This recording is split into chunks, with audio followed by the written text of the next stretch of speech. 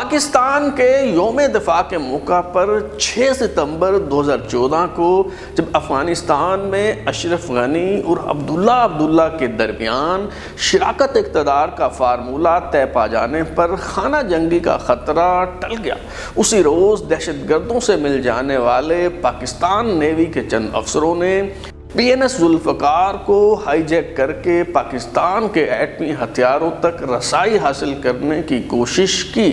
تو اس حملے کو کیسے ناکام بنایا گیا؟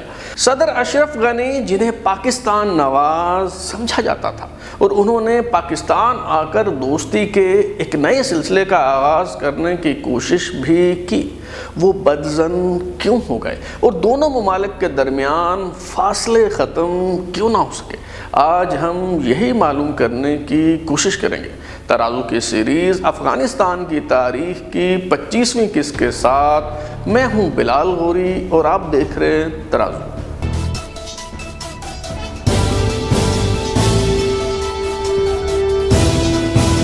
ذیشان رفیق نے 2008 میں بطور کمیشن آفیسر پاکستان نیوی میں شمولیت اختیار کی۔ دیگر کیڈٹس کی طرح وہ بھی قومی ترانے سن کر جذبہ جہاد اور حب الوطنی کے تحت بحریہ میں بھرتی ہوا تھا۔ 2 سال بعد اسے پہلی بار تب کھلے سمندر میں جانے کا اتفاق ہوا جب 150 کمبائنڈ ٹاسک فورس کے تحت 25 ممالک کی بحری افواج کے دستے بحر عرب میں انسداد دہشت گردی پروگرام کے تحت مشترکہ مشقیں کر رہی تھی۔ ان مشقوں میں نیٹو اور امریکی نیوی کے دستے بھی شامل تھے۔ رفتہ رفتہ لیفٹیننٹ ذیشان رفیق کے ذہن میں یہ خیالات سمانے لگے کہ پاکستانی فوج کفریہ طاقتوں کی اعلیٰ کار بن چکی ہے۔ ایڈمرل اور جنرل امریکہ سے ڈکٹیشن لیتے ہیں، امریکہ سے ایک اشارہ ہوتا ہے اور پوری پاکستانی فوج ڈھیر ہو جاتی ہے۔ اس دوران اس کا رابطہ اویس جاکھرانی سے ہوا۔ اویس جاکھرانی جو سندھ پولیس کے ایڈیشنل IG علی شیر جاکھرانی کا بیٹا تھا، وہ بھی نیوی میں بطور لیفٹیننٹ بھرتی ہوا، مگر متشددانہ نظریات اور انتہا پسندانہ خیالات کی وجہ سے دوران ٹریننگ ہی اسے برطرف کر دیا گیا۔ ذیشان رفیق اور اویس جاکھرانی دونوں القاعدہ کے ہتھے چڑھ گئے۔ یہ دونوں ٹائمز اسکوائر میں بم دھماکے کی ناکام کوشش کرنے والے فیصل شہزاد سے متاثر تھے اور بہت بڑی کارروائی کرنے کی منصوبہ بندی کر رہے تھے۔ 6 ستمبر 2014 کو یہ دونوں اپنے دیگر ساتھیوں کے ہمراہ نیوی کی وردیاں پہنے ڈاک یارڈ پہنچے تو وہاں موجود گارڈز نے انہیں سلیوٹ کیا، کیونکہ ان کی وردیوں پر سروس کارڈ بھی آویزاں تھے۔ یہ حملہ آور بآسانی PNS ذوالفقار کی طرف بڑھ رہے تھے، مگر پھر ایک کمانڈو نے نوٹس کیا کہ کچھ میرینز نے کلاشنکوف یعنی AK-47 اٹھا رکھی ہیں، جو پاکستان نیوی میں کسی کے پاس نہیں ہوتی بلکہ SMGs استعمال کی جاتی ہیں۔ ان مشتبہ نیوی اہلکاروں کو رکنے کا کہا گیا اور وارننگ شاٹ فائر کیا گیا تو انہوں نے پلٹ کر حملہ کیا اور یوں لڑائی شروع ہو گئی۔ ذیشان رفیق سمیت 3 حملہ آور موقع پر ہی مارے گئے۔ 4 حملہ آوروں نے جہاز کے ایک کمپارٹمنٹ میں پناہ لی تو اسے لاک کر دیا گیا اور بعد ازاں یہ لوگ گرفتار کر لیے گئے۔ اویس جاکھرانی نے بھاگنے کی کوشش کی اور سمندر میں کودنے کے بعد ڈوب کر مر گیا۔ SHO ڈاک یارڈ سجاد منگی موقع پر پہنچے تو انہیں یہ کہہ کر ٹال دیا گیا کہ یوم دفاع کی تقریبات کے حوالے سے فائرنگ ہو رہی ہے۔ سینئر SP الطاف لغاری بھی موقع پر پہنچے، مگر انہیں کمانڈر محبت خان نے وہی یوم دفاع والی کہانی سنا کر واپس بھیج دیا۔ پاکستان نیوی کی طرف سے اس واردات پر مکمل خاموشی اختیار کر لی گئی، کیونکہ اس سے پہلے دہشت گردوں نے 22 مئی 2011 کو مہران بیس پر حملہ کر کے P-3C اورین ایئر کرافٹ تباہ کر دیے تھے، لیکن یہ حملہ جسے ناکام بنا دیا گیا مہران بیس پر حملے سے کہیں زیادہ خوفناک اور تشویشناک کارروائی تھی۔ حملہ ناکام بنائے جانے کے بعد کیے گئے آپریشن میں کئی افسروں اور سیلرز کو گرفتار کر کے ان کے خلاف مقدمات چلائے گئے، لیکن ہم یہ جاننے کی کوشش کرتے ہیں کہ اس حملے کا سب سے خطرناک پہلو کیا تھا۔ چین کے تعاون سے بنایا گیا 7 منزلہ بحری جہاز PNS ذوالفقار، جسے 2009 کو پاکستان بحریہ کے فلیٹ میں شامل کیا گیا، یہ کوئی عام فریگیٹ نہیں تھا، بلکہ یہ پاکستان کی نیول اسٹریٹجک فورس کمانڈ کا حصہ تھا۔ پاکستان نے 2012 میں نیوکلیئر ڈیٹرنس پالیسی کے تحت نیول اسٹریٹجک فورسز کمانڈ کی بنیاد رکھی، جس کا مقصد یہ تھا کہ ضرورت پڑنے پر پاکستان امریکہ کی طرح زمین، سمندر یا فضا سے ایٹم بم چلا سکے، اور اگر کبھی دشمن پاکستان کی کسی ایک جوہری تنصیب پر حملہ کرنے میں کامیاب ہو بھی جائے تو سمندر سے ایٹم بم چلانے کی صلاحیت موجود ہو۔ پاکستان ایسے چھوٹے ٹیکٹیکل نیوکلیئر ویپن بنا چکا ہے جنہیں C-802 میزائل سے فائر کیا جا سکتا ہے۔ پاکستان نے 19 اور 21 دسمبر 2012 کو PNS ذوالفقار سے C-802 کروز میزائل فائر کرنے کا کامیاب تجربہ بھی کیا۔ پاکستان نے PNS ذوالفقار سے جو کروز میزائل فائر کیے ان کی رینج 180 میل تک ہے، اور ان کی ایک زبردست خاصیت یہ ہے کہ یہ میزائل سطح سمندر سے محض 25 میٹر بلندی پر جاتے ہوئے ہدف سے ٹکرا سکتے ہیں، اور ایسی صورت میں ریڈار کے ذریعے ان کا سراغ لگانا مشکل ہو جاتا ہے۔ لیفٹیننٹ ذیشان رفیق، اویس جاکھرانی اور ان کے دیگر ساتھیوں کا منصوبہ یہ تھا کہ PNS ذوالفقار کو ہائی جیک کر کے ان میزائلوں کے ذریعے امریکی بحری جہازوں کو نشانہ بنایا جائے۔ لیفٹیننٹ ذیشان رفیق اور اویس جاکھرانی PNS ذوالفقار کے سیکورٹی سسٹم سے بہت اچھی طرح سے واقف تھے۔ انہیں معلوم تھا کہ آفیسرز کے لاکرز اور کیبنز کی چیکنگ نہیں ہوتی، چنانچہ انہوں نے مختلف مواقع پر اسلحہ لے جا کر PNS کے لاکرز میں چھپا دیا۔ انہوں نے فلمی انداز میں منصوبہ بندی کی ہوئی تھی کہ کس طرح جہاز میں گھس کر 250 سے 300 سیلرز اور افسروں کو یرغمال بنانا ہے، کیسے C-802 کروز میزائل اور 76 mm گن کا کنٹرول حاصل کرنا ہے۔ PNS ذوالفقار پر SSG کے ایلیٹ کمانڈو تعینات تھے۔ حملہ آوروں نے انہیں تحویل میں لینے کا منصوبہ بھی بنا رکھا تھا۔ ان کا خیال تھا کہ پاکستان نیوی شپ ذوالفقار پر سوار ہونے کے بعد وہ اس وقت تک کوئی ایکشن نہیں لیں گے جب تک پاک بحریہ کا یہ جنگی جہاز امریکی جہازوں کے پاس نہیں پہنچ جاتا۔ لیفٹیننٹ ذیشان رفیق اور اویس جاکھرانی کا ہدف ایندھن سپلائی کرنے والے امریکی بحری جہاز کو تباہ کرنا تھا۔ منصوبہ یہ تھا کہ وہ آپریشن شروع کرتے وقت سیکنڈ اور تھرڈ ڈیک کے تمام ہیچز اور ڈورز بند کر دیں گے۔ کمانڈنگ آفیسر کو یرغمال بنا لیا جائے گا۔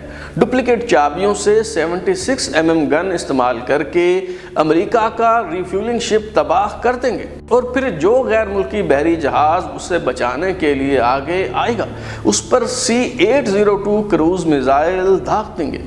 PNS ذوالفقار کے عملے کو لائف جیکٹس اور لائف بوٹس دے کر سمندر میں کودنے پر مجبور کر دیا جائے گا، اور پھر جہاز میں موجود اینٹی ایئر کرافٹ گن، ٹارپیڈو، کروز میزائل سمیت جو بھی اسلحہ موجود ہوگا اس کی مدد سے دشمن کے خلاف تب تک لڑتے رہیں گے جب تک سب لوگ مارے نہ جائیں۔ اگرچہ افواج پاکستان نے پروفیشنل انداز میں PNS ذوالفقار کا دفاع کرتے ہوئے اس حملے کو ناکام بنا دیا اور آپریشن کر کے پاکستان بحریہ میں دہشت گردوں کا نیٹ ورک بھی مکمل طور پر توڑ دیا گیا، مگر اس حملے سے امریکہ اور بھارت سمیت دیگر ممالک کو یہ تنقید کرنے کا موقع مل گیا کہ اگر دہشت گرد PNS ذوالفقار کو ہائی جیک کرنے میں کامیاب رہتے تو کیا ہوتا۔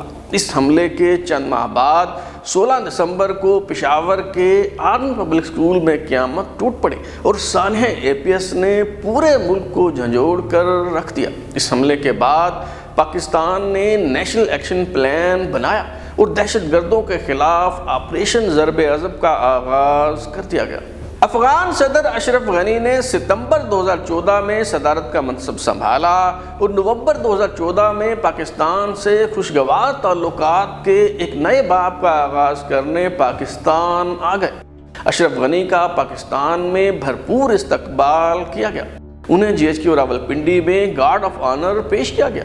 زاہد حسین اپنی تصنیف نو ونوار کے صفحہ نمبر 240 پر لکھتے ہیں کہ صدر اشرف غنی نے جنرل راحیل شریف کو کہا کہ 13 سالہ غیر اعلانیہ اشتعال انگیزیوں کو ختم کرنے کا وقت آ گیا ہے۔ انہوں نے افواج پاکستان کے افغانستان سے متعلق تمام تحفظات دور کرنے کی پیشکش کی۔ انہوں نے کہا کہ ان کے پیشرو صدر حامد کرزئی نے بھارت سے بھاری ہتھیار لینے کی جو درخواست کی تھی اسے وہ واپس لے لیں گے۔ انہوں نے دونوں ممالک کی فوج اور خفیہ اداروں کے درمیان عدیم النظیر اور شفاف تعاون کی تجویز دی۔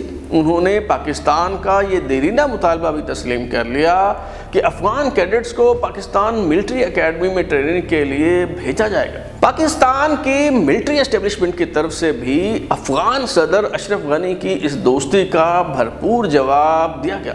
جنرل ظہیر الاسلام کے بعد جنرل رضوان اختر DGI بنے تو انہوں نے چارج لینے کے بعد اپنے وزیر اعظم نواز شریف سے ملاقات کرنے سے پہلے کابل جا کر افغان صدر کو یہ پیشکش کی کہ جو انٹیلیجنس رپورٹ وہ اپنے وزیر اعظم کو پیش کریں گے اس کی ایک کاپی افغان صدر اشرف غنی کو بھی پیش کی جائے گی۔ کچھ عرصہ بعد افغان انٹیلیجنس چیف رحمت اللہ نبیل کو پاکستان آنے کی دعوت دی گئی اور ISI ہیڈ کوارٹر کا دورہ کروایا گیا۔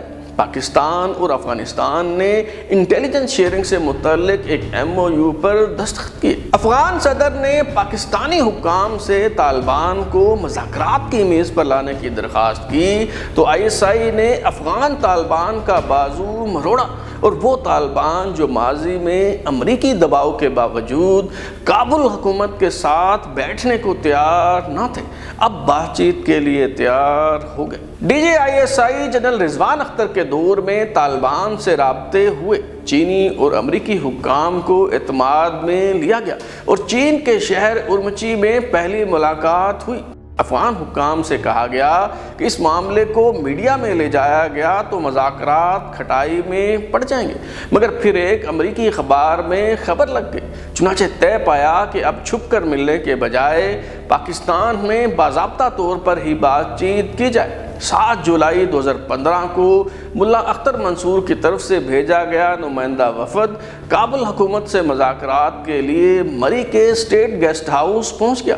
افغان وفد جس کی قیادت نائب وزیر خارجہ حکمت خلیل کرزئی کر رہے تھے، انہوں نے ملا عباس درانی کی قیادت میں آئے ہوئے طالبان وفد کے ساتھ افطاری اور پھر سحری کی۔ امریکی اور چینی حکام کی طرف سے بھیجے گئے خصوصی مندوب بھی مذاکرات میں شریک ہوئے۔ مری مذاکرات کا منصوبہ یہ تھا کہ کابل اور اس کے نواحی علاقوں پر مشتمل ایک پیس زون بنایا جائے جسے سب فریقین تسلیم کریں اور اس مذاکراتی عمل کو افغان سرزمین پر منتقل کر دیا جائے۔ یہ مذاکرات ISI کے اثر و رسوخ اور دباؤ کی وجہ سے ہو رہے تھے، ورنہ طالبان کے اندر بھی اس حوالے سے اختلافات بہت واضح موجود تھے۔ دوحہ میں طالبان کے سیاسی دفتر کے سربراہ طیب آغا ان مذاکرات کے خلاف تھے۔ گوانتانامو بے سے رہائی پانے والے طالبان رہنما عبدالقیوم ذاکر بھی افغان حکومت کے ساتھ بات چیت کے حق میں نہیں تھے۔ بہرحال مذاکرات کے پہلے راؤنڈ کے بعد دوسرا دور 31 جولائی 2015 کو جمعہ کے دن ہونا تھا۔ بعض مندوبین اسلام آباد پہنچ چکے تھے کہ اچانک افغان خفیہ ادارے نے طالبان کے امیر ملا عمر کی وفات کی خبر جاری کر دی۔ طیب آغا نے 2 سال تک یہ خبر چھپائے رکھنے پر احتجاجاً مستعفی ہونے کا اعلان کر دیا۔ طالبان میں پھوٹ پڑ گئی اور یوں مذاکراتی عمل سبوتاژ ہو گیا۔ ملا عمر سے متعلق NDS نے تو یہ دعویٰ کیا کہ کراچی کے ایک اسپتال میں ان کا انتقال ہوا، مگر طالبان کا دعویٰ ہے کہ ان کے امیر کبھی افغان سرزمین کو چھوڑ کر نہیں گئے۔ طالبان کے مطابق ملا عمر محض ایک بار کوئٹہ میں اپنی آنکھ کا علاج کروانے آئے، جب روس کے خلاف جنگ کے دوران ان کی ایک آنکھ کی بینائی جاتی رہی۔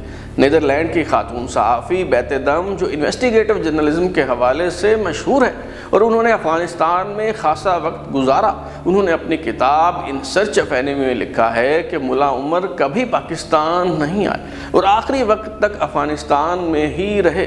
ملا عمر افغانستان کے صوبہ زابل میں امریکی فوجی اڈے کے قریب رہائش پذیر تھے، مگر امریکی حکام انہیں پاکستان میں ڈھونڈتے رہے۔ افغان فوج کے لیے 2015 ایک بھیانک خواب ثابت ہوا، کیونکہ طالبان کے حملوں میں شدت آ گئی۔ ستمبر 2015 میں طالبان نے قندوز پر قبضہ کر کے افغان فوج کو بھاگنے پر مجبور کر دیا۔ افغانستان میں جوں جوں طالبان کی کارروائیاں بڑھتی چلی گئی، افغان صدر اشرف غنی پر پاکستان سے تعلقات پر نظر ثانی کرنے کے لیے دباؤ بھی بڑھتا چلا گیا۔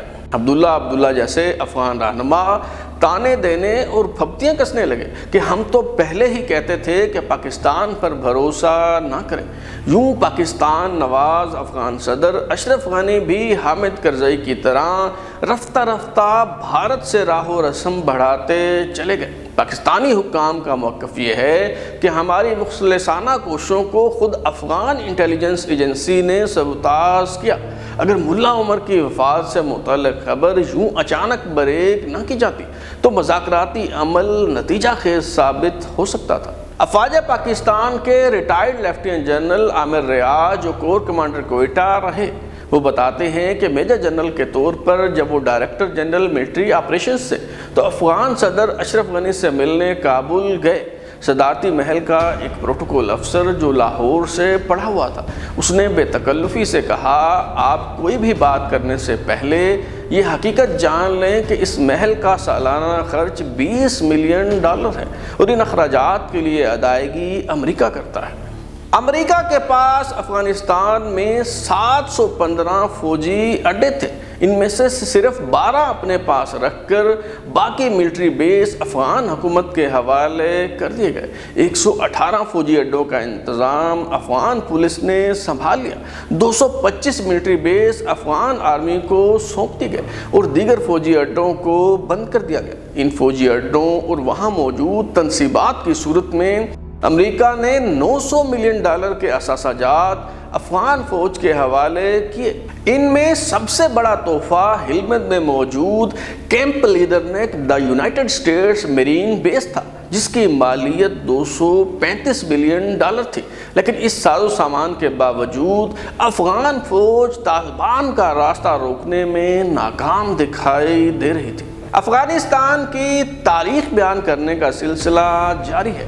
اشرف غنی افغانستان سے فرار ہونے پر کیوں مجبور ہوئے اور طالبان کی کامیابی کا راز کیا ہے، یہ سب معلوم ہو سکے گا آئندہ قسط میں۔ اگر آپ اپنی رائے دینا چاہتے ہیں یا پھر کوئی تجویز تو ہمارا واٹس ایپ نمبر 033284105337 دستیاب ہے۔ اپنا فیڈ بیک دیں، لائک کریں، سبسکرائب کرنے کے بعد بیل آئکن یعنی گھنٹی دبائیں اور دیکھتے رہیں ہمارا چینل ترازو۔